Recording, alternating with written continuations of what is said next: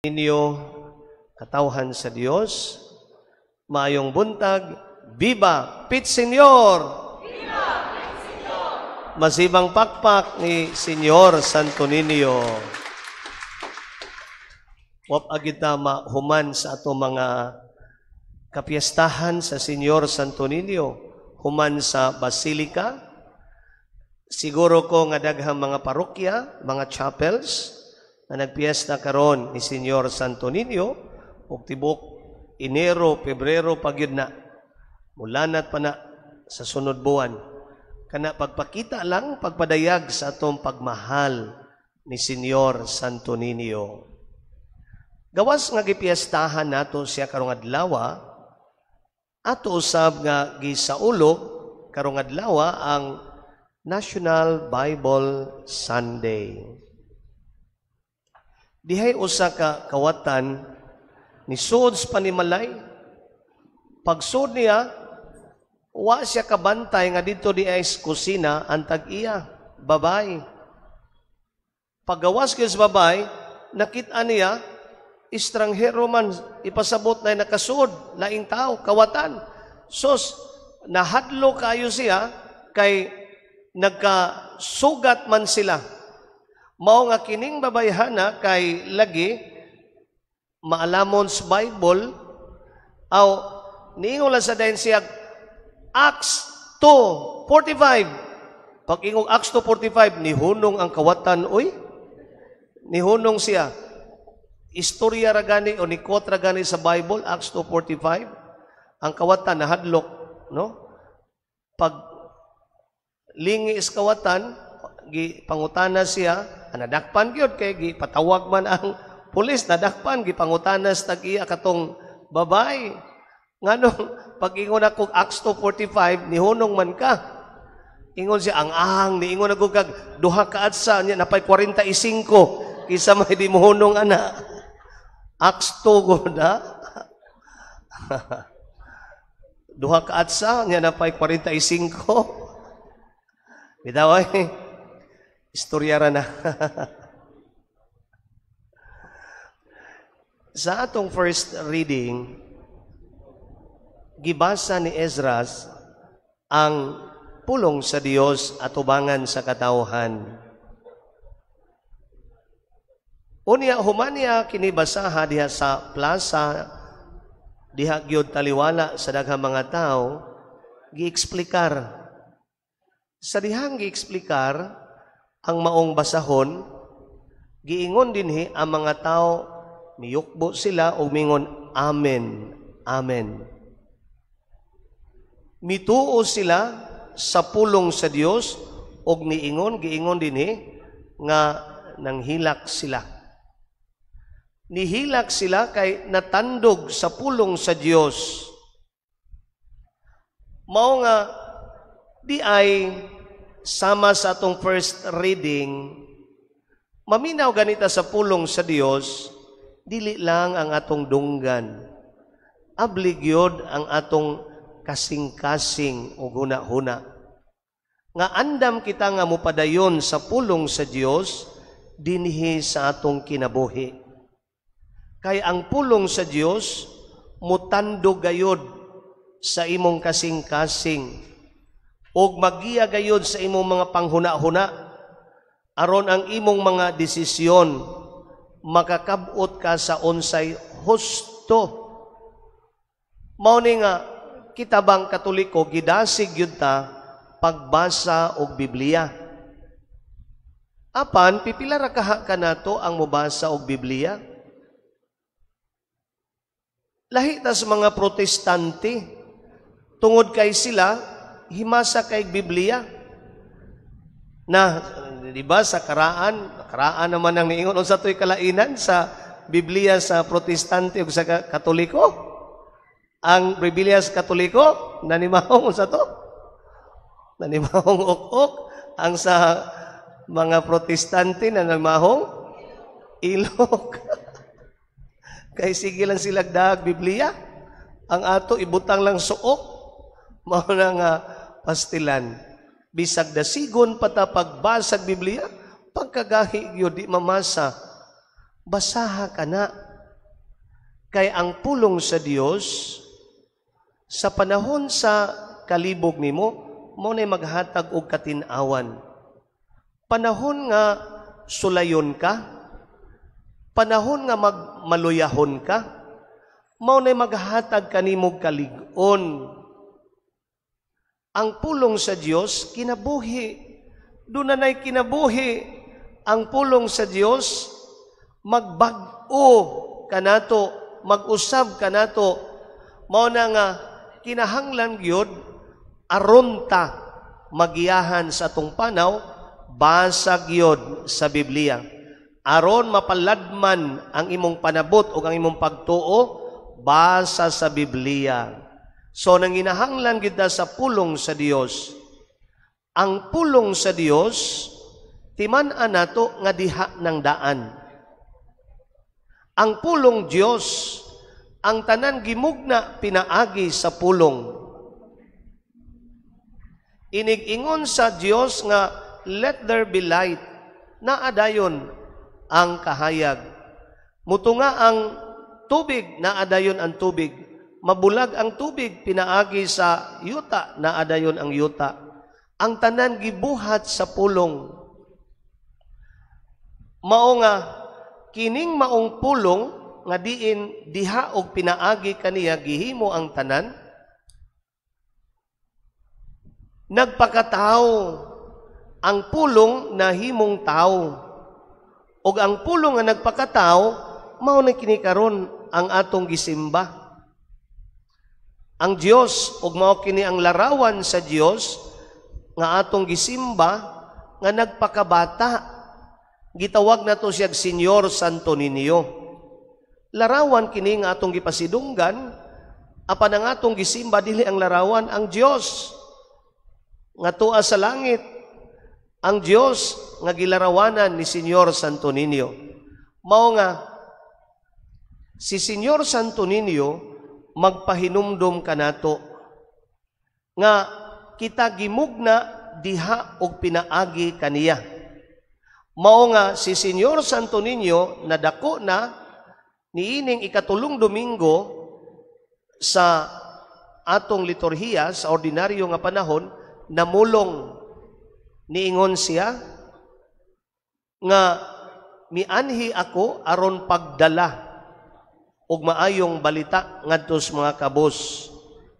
Kagawasan alang sa mga nabilanggo, pananaw kahayag alang sa mga buta, kalig-on alang niadto mga dinaog-daog. Nagdaa siya og maayong balita, iyang gibasa didto sa sinagoga ang basahon ni propeta Isaías. Sa dihang iyang gibasa, niingon siya og natuman kini karong adlaw. Natuman ang maong basahon, diin nagtumbok kadto sa Mesiyas. Og iyang ipasabot nga siya ang Mesiyas, nga mianhis kalibutan, ang pulong nga nagpakatao. Mao nga kay siya ang pulong paminawon. Mao na nga muduol kita kaniya, kay naa niya ang maayong balita. Naa kaniya ang atong paglaom. Mao na nga muduol taniya, mao na ang atong tema sa celebration sa Fiesta Senior.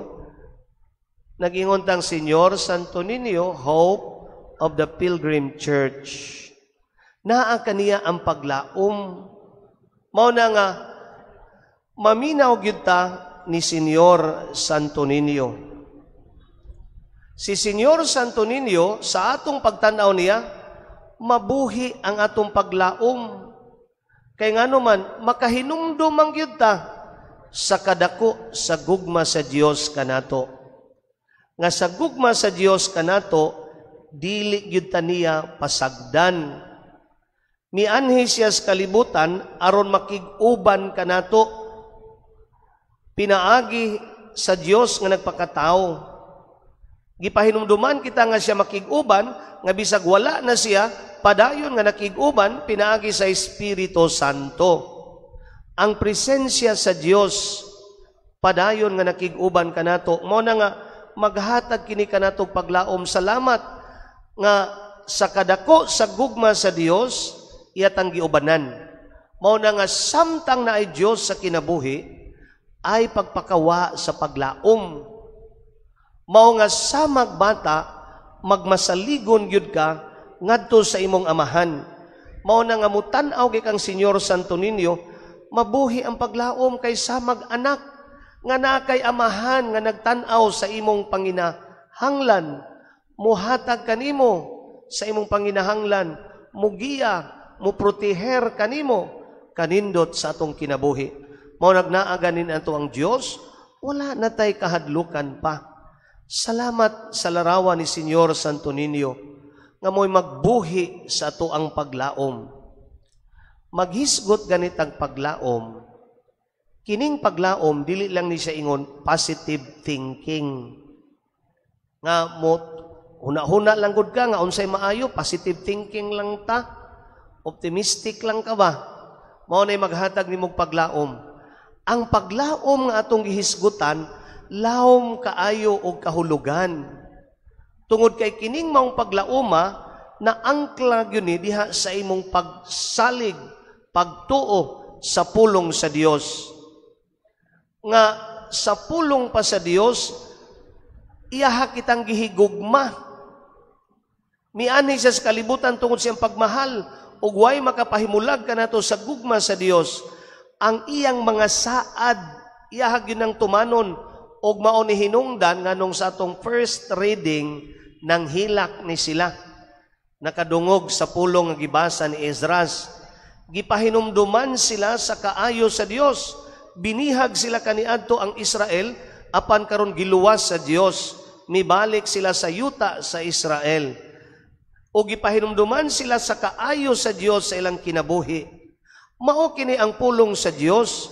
Magpahinumdum kanato sa kadako sa gugma sa Dios. Mao na nga salig lang gyud sa Dios, mutuog gyud ka sa iyahang kadako sa iyang gugma. Ang paglaom nilang positive thinking, pagtuo nga moabot gyud na ang maayo sa imong kinabuhi kay pinangga og gihigugma ka sa Dios. Mao kanay paglaom, ug ang paglaom imuha ng gamiton kay gasa ka na sa Dios.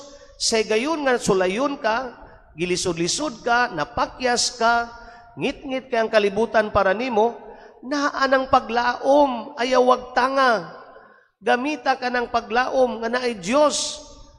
Nga ang imong paglaom nga nanukad sa pagtuo nga dili ka pasagdan sa Dios, mao ni makapalipay sa atong kinabuhi. Amen. Masibang pakpak ni Senyor Santo Niño. Way makapahamulag ka nato sa gugma sa Dios, mo nga way mga pagsulay, kalisdanan, kabugat sa kinabuhi nga makapa-desperate, makapahugno nato nga mukiingon na tag surrender, pagmalaumon sa kinabuhi. Pagmalaumon.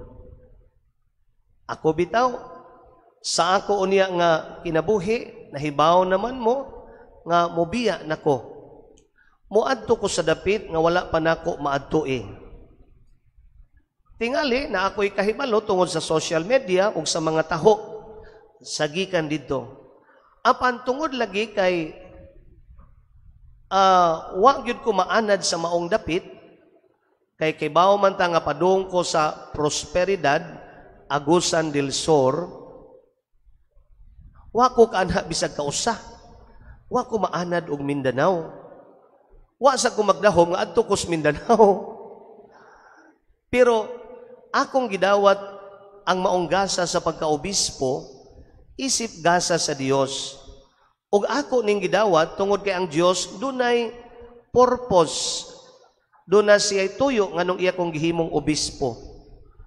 Ug karon nga giingnan ko sa Papal Nuncio nga adto ko madestino sa bagong nahimong diocese o Prosperidad, ako kanang gisabot, gi-interpret nga kabubuton sa Dios nga mao ning giobispo ko kay para adto ko. Mao nga bisan tuod og strange, bisan tuod og dili kay nako familiar ba ang maong dapit, muadto ko.